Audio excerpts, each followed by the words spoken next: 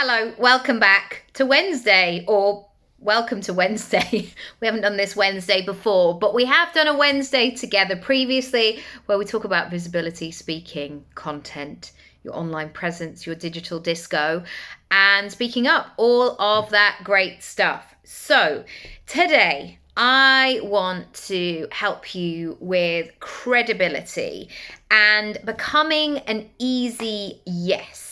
So the first exercise I want to give you is this.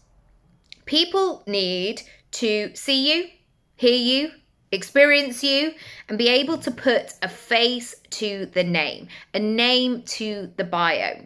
So I want you to come up with some recognizable, familiar vibes that people associate with you.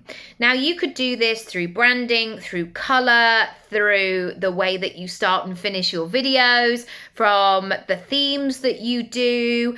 I want you to bring a bit of soap opera vibes in, meaning even if I haven't seen a soap opera for a while, and I don't really watch them these days, I kind of know what I'm going to expect. And I did this a lot with Neighbours, growing up. I watched it religiously in the 80s and the 90s. And then in the 2000s, I was kind of in and out with it a little bit. And yet, when I used to go to my grandparents' house, they used to watch it probably at lunchtime and in the evening.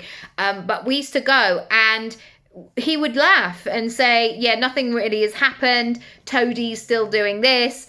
This thing is happening. And it was very familiar. It was very comforting.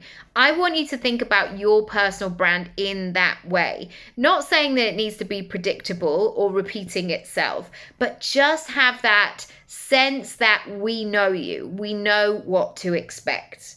Number 2, a picture can tell us a lot.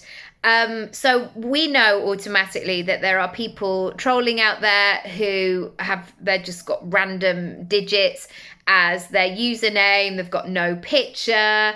And it's just like, who are these people? What are they doing?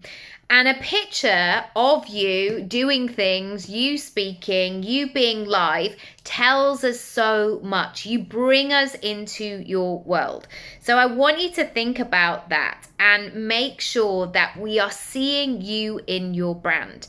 The number of times where people give themselves like this quirky handle and I don't know what their first name is. And so if I was ever to approach them about something, and I did this a lot with the podcast, it's like, I actually don't know what their first name is. And so you'd end up doing this, hi, lovely, hi.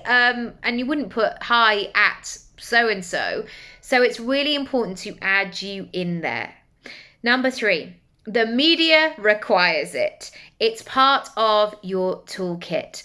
I want you to get ready now. And this is something that we really cover in Speak Up, really building up your toolkit so you are ready for those opportunities as and when they come.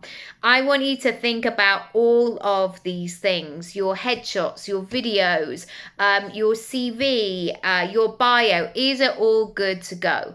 And if it isn't, I want you to carve out some time to do it now whilst you've got time and whilst you haven't got that deadline going, hi, can you do it immediately? And so you've got that space within it. Knowing you have it will allow you to say yes. So often there is this narrative, especially amongst women, that we're not ready. We're not quite there yet. We can't say yes. We don't have anything in place. It's not perfect. It's all of these things. And there's so many stats in terms of applying for jobs. Women won't apply for something unless, I'm paraphrasing here, but they won't apply for something unless they have 100% of the skills. And the thing is, most of us are intuitive, we're proactive, we can think on our feet, we can do these things. And so whatever the situation is, no doubt we will rise to it. We will find a way, we'll dig deep, we'll come up with a new idea, we'll be solution orientated. And so doing these practical things, such as getting things in place as part of your toolkit, will allow you to say yes. And I've spoken about this so often, but the time when these calls come in is 10 to 6. Can you do this? We're doing this live radio show tomorrow. Can you come and have this meeting? We've had a drop out. Can you come and step in? Can you do all of these things? And it's so, so powerful when you can say yes in that way. Finally, I want you to be in service to the big version of you, the one who not only receives the opportunities, but who creates them, who says yes, who is the go-to person. This all comes from you.